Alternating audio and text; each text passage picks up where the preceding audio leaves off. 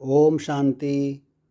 30 जुलाई 2026 की मुरली से प्रश्न उत्तर। आज की मुरली से पहला प्रश्न है, आज का मुरली गीत कौन सा है? आज का मुरली गीत कौन सा है? उत्तर है, आज का गीत है हमारे तीर्थ न्यारे हैं। अगला प्रश्न है, बाप का कौन सा पैगाम तुम्हें सारे विश्व को बताना है? प्रश्न है, बाप का कौन सा पैगाम तुम्हें सारे विश्व को बताना है? उत्तर है, सभी को बताओ कि तुम दुख हरता सुख करता के बच्चे हो। तुम्हें कभी भी किसी को दुख नहीं देना है। तुम सुखदाता बाप को याद करो। उन्हें फॉलो करो तो आधा कल्प के लिए सुख धाम में चले जाएंगे। ये पैगाम सबको बताना है। अगला प्रश्न है, जो इस पैगाम को, जो अभी बताया है पिछले प्रश्न में, जो इस पैगाम को धारण करेगा अपने जीवन में, वह 21 जन्मों के लिए किससे बच जाएगा? जो इस पैगाम को अपने जीवन में धारण करेगा, वह 21 जन्मों के लिए किससे बच जाएगा? उत्तर है, माया की बेहोशी से बच जाएगा।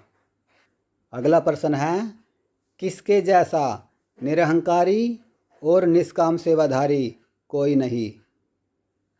प्रश्न है, किसके जैसा निरहंकारी और निष्काम सेवाधारी कोई नहीं है? उत्तर है, बाप जैसा, यानी परमात्मा जैसा। अगला प्रश्न है, बाप जैसा निरहंकारी और निष्काम सेवाधारी कोई नहीं है, क्यों? ऐसा क्या करते हैं बाबा? प्रश्न है, बाप जैसा निरंकारी और निष्काम सेवाधारी कोई नहीं है, ऐसा क्या करते हैं बाबा? उत्तर है, बाबा सारे विश्व की बादशाही बच्चों को देकर खुद वानप्रस्थ में बैठ जाते हैं। बाबा कुछ नहीं लेता, सब बच्चों के लिए ही करते हैं। अगला प्रश्न है, बाबा ने कहा विजय तो होनी ही है, किसकी? बाबा ने कहा विजय तो होनी ही है, किसकी विजय होनी है? उत्तर है, बाबा ने कहा विजय तो पांडवों की होनी है। और पांडव कौन? पांडव माना जो बाप की आज्ञा मानते हैं, बाप की श्रीमत पर चलते हैं। अगला प्रश्न है, क्या होता है तब ही भारत के स्वर्ग के द्वार खुलते हैं? क्या होने के बाद ही भारत में स्वर्ग के द्वार खुलेंगे? उत्तर है, कल्प कल्प विनाश होने के बाद ही भारत में स्वर्ग के द्वार खुलते हैं। अगला प्रश्न है, बाबा ने कहा इस समय जो गुण तुम्हारे हैं वही गुण किसके हैं? बाबा ने कहा इस समय जो गुण तुम्हारे हैं वही गुण किसके हैं? उत्तर है, बाबा ने कहा इस समय जो गुण तुम्हारे में हैं वही बाप के हैं। संगम युग पर जो गुण बाप के वही हमारे। तभी कहा जाता है जैसा बाप वैसे बच्चे। अगला प्रश्न है, संगम युग पर तो जैसे बाप के गुण वैसे बच्चों के गुण, लेकिन सतयुग में हमारे गुण कैसे हो जाएंगे? सतयुग में हमारे गुण कैसे हो जाएंगे? उत्तर है, सतयुग में हमारे दैवी गुण हो जाएंगे, दैवी गुण।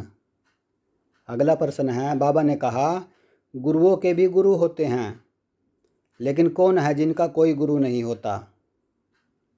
प्रश्न है, गुरुओं के भी गुरु होते हैं, लेकिन कौन है जिसका कोई गुरु नहीं होता? उत्तर है, परमात्मा पिता का। परमात्मा सदगुरु है, सभी आत्माओं के, सभी मनुष्य के गुरु है, उनका कोई गुरु नहीं है। अगला प्रश्न है, बाबा जिस तन में आते हैं वह तन कैसा है? बाबा जिस तन में आते हैं वह तन कैसा है? उत्तर है, वह साधारण तन है, कोई फर्स्ट क्लास हाई फाई हट्टा कट्टा ऐसे नहीं है, जवान है पैसे वाला है, नहीं, साधारण तन में बाप आते हैं। अगला प्रश्न है, बाबा ने कहा, बाप तुम्हें सुरजीत होने के लिए क्या देते हैं? बाप हमें सुरजीत होने के लिए क्या देते हैं? माया तो करती है मूर्छित, लेकिन बाप मूर्छित से हमें सुरजीत बनाते हैं, तो उसके लिए क्या देते हैं? उत्तर है, बाबा हमको संजीवनी बूटी देते हैं। संजीवनी बूटी सुरजीत होने के लिए। अगला प्रश्न है, वह संजीवनी बूटी क्या है? वह संजीवनी बूटी क्या है? उत्तर है, वह संजीवनी बूटी है मन मना भव, यानी बाबा को याद करना है। अगला प्रश्न है, बाबा ने कहा, सबको यह रास्ता बताओ, कौन सा?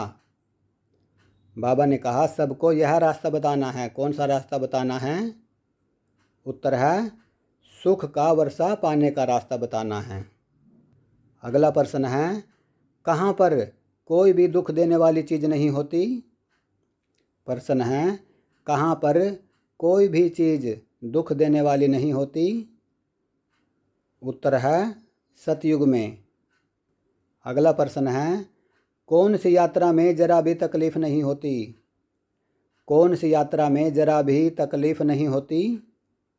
उत्तर है, इस रूहानी यात्रा में, यानी याद की यात्रा में कोई भी तकलीफ़ नहीं है।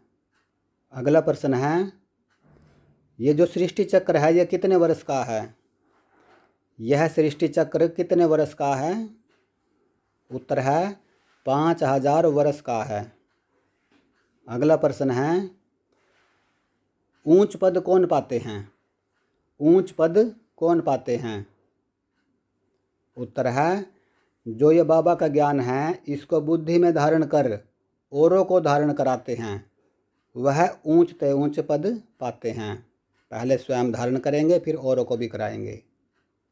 अगला प्रश्न है, बाबा कल्प में कितनी बार आता है? बाबा कल्प में कितनी बार आता है? उत्तर है, सिर्फ एक बार आता है। अगला प्रश्न है, बाबा कल्प में एक बार आता है, क्या करने आता है? बाबा कल्प में एक बार आता है, लेकिन क्या करने आता है? उत्तर है अपना परिचय देने और रचना के आदि मध्य अंत का नॉलेज सुनाने। अपना परिचय देने आते हैं और रचना के आदि मध्य अंत का नॉलेज सुनाने आते हैं, कल्प में एक बार।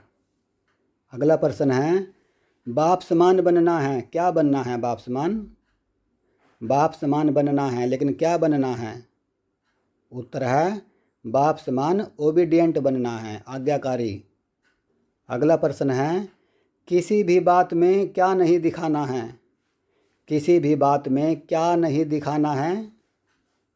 उत्तर है, अपना अहंकार नहीं दिखाना है किसी भी बात का। अगला प्रश्न है, ये प्रश्न वरदान से है। बाबा ने कहा, कौन सा शब्द, कई बार कौन सा शब्द हार खाने में व असफलता प्राप्त होने में अच्छी ढाल बन जाता है? प्रश्न है, बाबा ने कहा, कौन सा शब्द हार खाने में व असफलता प्राप्त होने में अच्छी ढाल बन जाता है? उत्तर है, पुरुषार्थी शब्द। वो कैसे? पुरुषार्थी शब्द कैसे ढाल बन जाता है असफल होने में? बाबा ने कहा, जब कोई भी गलती होती है तो कह देते हैं हम तो अभी पुरुषार्थी हैं, और ढीले पड़ जाते हैं। अगला प्रश्न है, कौन सी यात्रा करने में ही बेड़ा पार होगा? कौन सी यात्रा करने से ही बेड़ा पार होगा? उत्तर है, बस याद की यात्रा में ही बेड़ा पार होगा, बाबा की याद में। अगला प्रश्न है, हम भक्ति मार्ग में बाबा को क्या कहते आए हैं? हम भक्ति मार्ग में परमात्मा को, भगवान को या बाबा को क्या कहते आए हैं? उत्तर है, कहते आए हैं, बाबा आप जब आएंगे तो आप पर हम वारी जाएंगे। हम कहते आए हैं, मीठे बाबा आप जब आएंगे तो आप पर हम वारी जाएंगे। अगला प्रश्न है, बाबा ने कहा, हमारा यह वंडरफुल यज्ञ है, वो कैसे? बाबा ने कहा, हमारा यह वंडरफुल यज्ञ है, वो कैसे है? उत्तर है इसमें पुरानी दुनिया स्वाह हो जाती है। पुरानी दुनिया की आहुति पड़नी है, इसलिए इस यज्ञ को वंडरफुल यज्ञ कहा जाता है। और ऐसा यज्ञ कोई नहीं रचता सिवाय बाप के। अगला प्रश्न है और ये प्रश्न स्लोगन से है। कौन सी स्मृति ही मालिकपन की स्मृति दिलाती है? कौन सी स्मृति ही मालिकपन की स्मृति दिलाती है? उत्तर है मास्टर सर्वशक्तिमान की स्मृति। मास्टर सर्वशक्तिमान की स्मृति मालिकपन की स्मृति दिलाती है। अगला प्रश्न है और यह प्रश्न बहुत अच्छा है। पुरुषार्थ शब्द का क्या अर्थ है? कि हम पुरुषार्थी हैं, हम पुरुषार्थ कर रहे हैं।